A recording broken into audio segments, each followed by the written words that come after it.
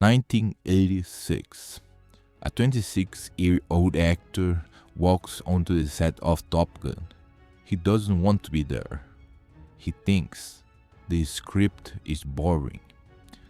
He will go on to become one of the most electric actors of his generation. Jim Morrison in The Doors, Doc Holliday in Tombstone, Chris Shicherlis in Heat, Batman. He had the face of a lead man and the soul of a character actor. Hollywood didn't know what to do with him. And then his voice was taken away. Literally. This is the story of Val Kilmer, the actor who lost the one thing that made him unforgettable. If you enjoy deep dives like this, subscribe to Marquee Archives for more. Val Kilmer was the youngest student ever accepted into Juilliard's drama program. Before he has 25, he has already been compared to Brando. For The Doors, he spent 6 months learning every Morrison song. By the end, the surviving members of the band couldn't tell Kilmer's voice from Morrison's. Didn't play Morrison, it became him. For Tombstone, he slept on beds of ice to understand what it felt like to die of tuberculosis. His performance as Doc Holliday stole the entire film from Kurt Russell. Michael Mann put him in Heat alongside Al Pacino and Robert De Niro. Kilmer held his own. He didn't just belong in that room. He owned part of it. But Val Kilmer had a problem. He was difficult. Not just Hollywood difficult. Legendary difficult. Joe Schumacher directed him in Batman Forever. Schumacher called him a childish and impossible. They almost came to blows on set. Kilmer was replaced by George Clooney in the sequel. On the island of Dr. Moreau, the original director was fired within 3 days. His replacement, John Frankenheimer, said after the film, "I don't like Val Kilmer. I don't like his work ethic, and I don't want to be associated with him ever again." 1996, Entertainment Weekly ran a cover story. The headline read, "The Man Hollywood Loves to Hate." Kilmer later said he had a reputation for being difficult, but only with stupid people. Hollywood didn't find that funny. The roles dried up. The blockbusters stopped calling. And then something far worse happened. In 2014, Val Kilmer noticed a lump on his throat. He lost his voice during a one-man show. He started waking up, vomiting blood. Kilmer was a lifelong Christian Scientist. He believed in prayer over medicine. He called it the suggestion author of the cancer. He denied it publicly for 2 years. His children, Jack and Mercedes, begged him to get treatment.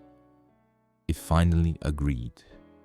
Chemotherapy, radiation, 2 tracheotomies. The treatment saved his life, but they destroyed his voice. Val Kilmer, the man who became Jim Morrison, the man whose Doc Holliday quotes are tattooed on thousands of arms, could no longer speak. He communicated through an electric voice box, plugged into a hole in his throat. He said, "My voice as I knew it was taken away from me. Couldn't eat.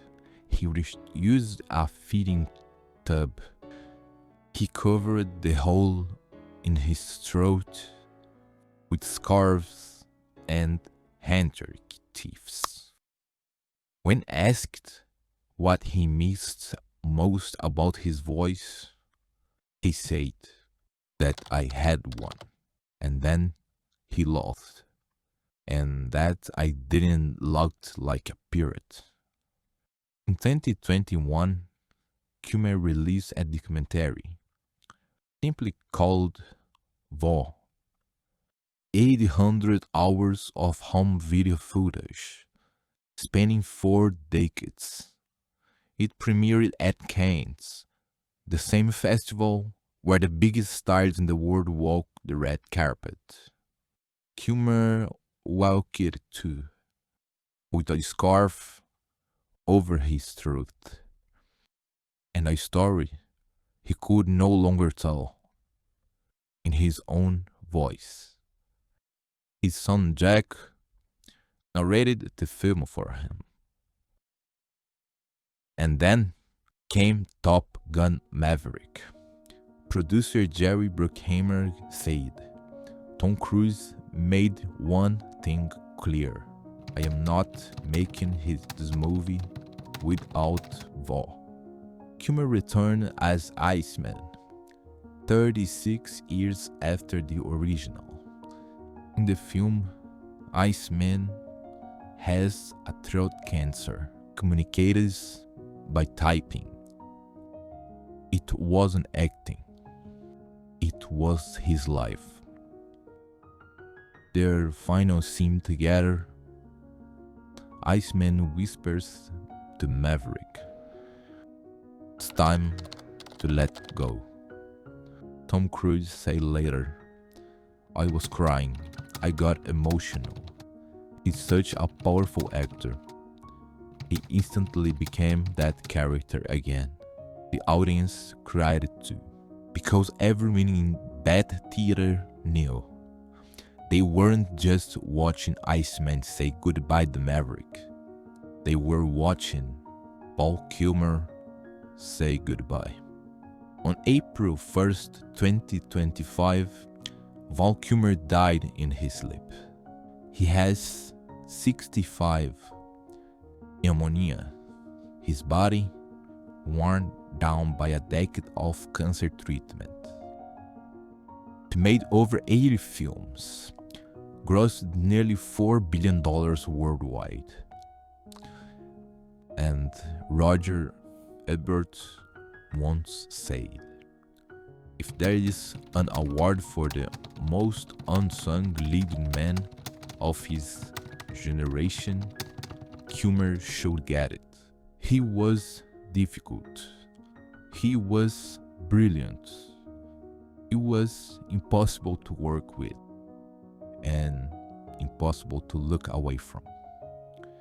At a tribute after his death, Cruise said, "I wish you well on the next journey."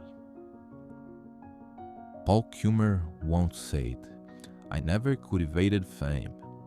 I never cultivated a persona. I just wanted to be regarded as an actor."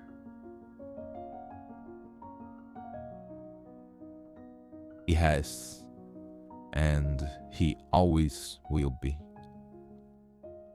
Thanks for watching. Click here to watch more and subscribe if you haven't already.